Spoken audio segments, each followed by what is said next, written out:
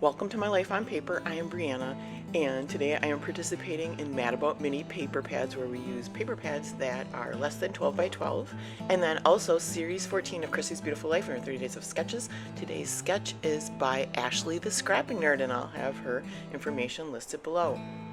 So this is another layout that I did while I was at a scrapbook event and had my 6x6 pads along. These are color block. So I have these baseball photos. It has pictures of my husband and my daughter, and then a family member that I don't have permission to share their pictures, so I just covered that up. But we live not far from a minor league team. I was just informed it is a minor league team for the Marlins. So I was at this crop, and I guess maybe I would make like a big circle with my Cricut, but I just took this. This is a Creative Memories trimmer, or trimmer template, and I just used my pen to make circles around it. And that's a great part of this sketch. I wouldn't even had to have a circle. I could have done something differently back there. But it was fun to kind of, I don't know if you'd call it thinking outside the box. It wasn't a very difficult thing to figure out. So I decide I am going to cut my 6x6 pads into these 1/4-inch strips. And I think I grabbed 3 different, maybe 4 different patterns, but I kind of stuck with the blues and the greens because that's what's in the photos. And I started with this one the other direction, and I didn't like the way it looked, so then it doesn't matter how long it is because you'll see what I do in a minute, but I wanted the stripes going that way, so that's what I did. I will have everyone listed below that is playing along with Mad About Mini paper pads, where we take our paper pads, and it can be an 8.5 by 11, it can be a 2 by 2, it can be whatever. I stick generally with the 6x6, that's what I have. Today is day 16 with Christy's Beautiful Life and her 30 Days of Sketches. She has exclusive sketches. She's a Facebook group. I'll have that listed below. You can put your take on the sketch into the album. You don't have to have a YouTube channel, and you can see what everybody else is doing with that sketch as well.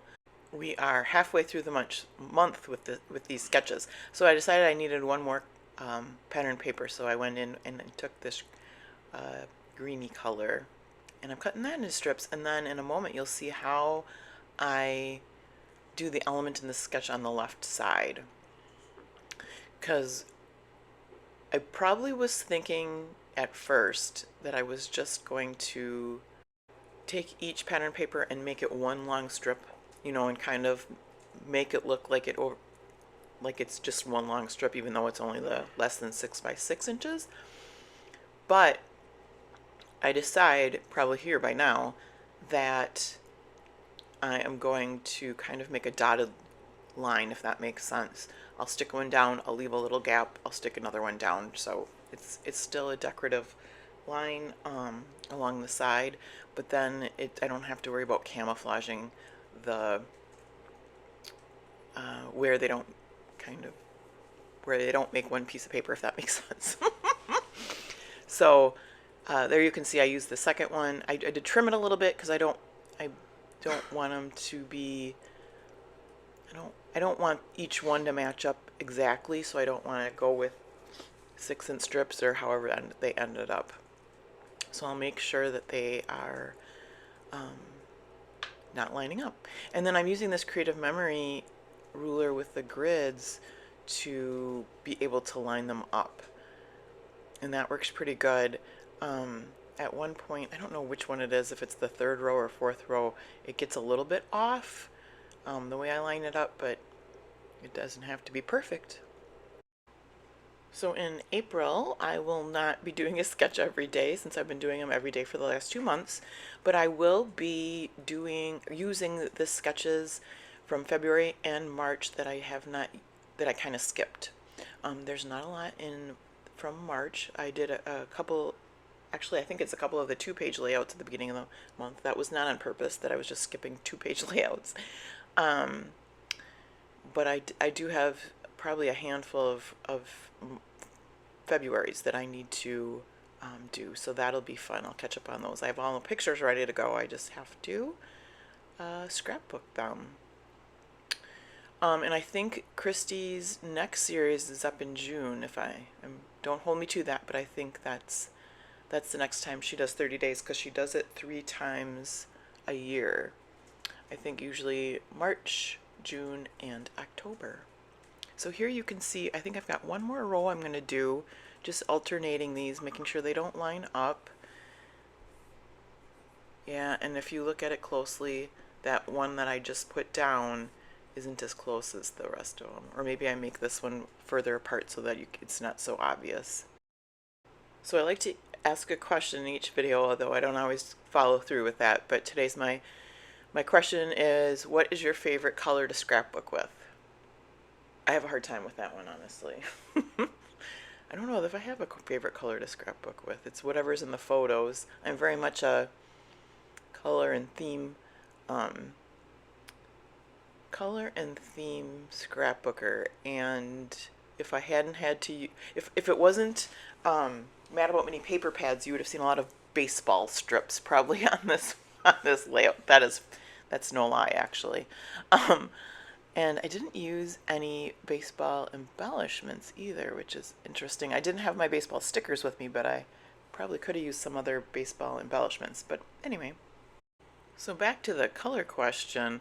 Hot pink and black is my favorite all-time color combination, but I barely ever scrapbook it. Now I did use it on yesterday's layout, so that was kind of exciting. I do like red, so I think I do use red a lot in my scrapbooks, but again, it's because it's in the pictures, not because I'm just going out and saying I want to scrapbook red. So now that I have all those lines down, I will trim off the ends, and then I'll get to working on the picture placement. I really like this sketch. It leaves you open to a lot of interpretation, so I'll be excited to see what everybody else is doing with it. My photos are in a different orientation. I decided to stay with a 4x6, and they're horizontal there, and then I did trim the right photo obviously down to the 3x4. So as I always say, this can be a jumping off point, and you do with it what you want. Change it up how it works for you and for your style. So I'm just using my ATG adhesive to glue that down, and then I will work on embellishing. I pull out a lot of stuff that I don't end up using. Well, that's interesting. That piece says family time, and I think that's ends up what my title is, but it's not that title.